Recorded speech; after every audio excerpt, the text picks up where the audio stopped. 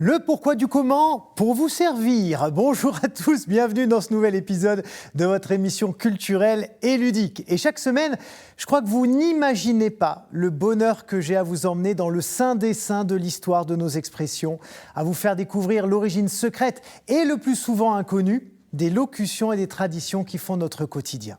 Et le sein des saints, justement, ça en fait partie. Alors attention, mon dessein n'est pas de vous faire un dessin des saints ou d'un saint, mais bien de vous parler du sein des saints. Mais non, on ne comprend plus rien, vous avez raison. Voici une explication beaucoup plus claire de l'origine de l'expression « le sein des saints ». Elle est employée dans le langage courant depuis 1845 pour désigner l'endroit le plus important, le plus secret, donc le plus protégé d'un édifice quelconque.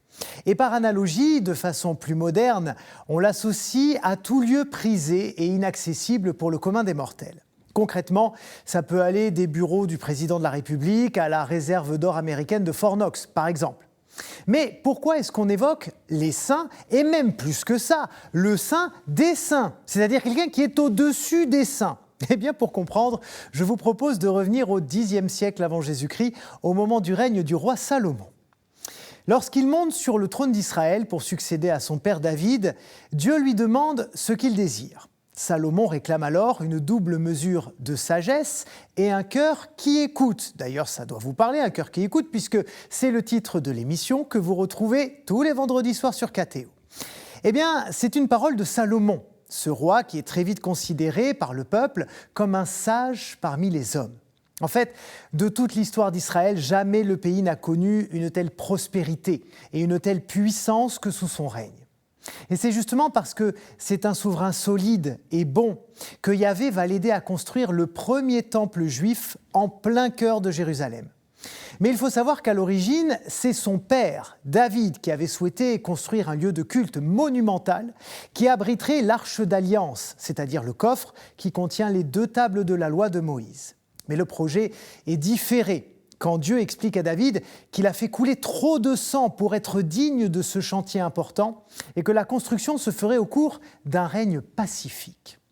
C'est justement le cas de celui de son fils, Salomon, qui va faire construire le temple en suivant les instructions de l'Éternel.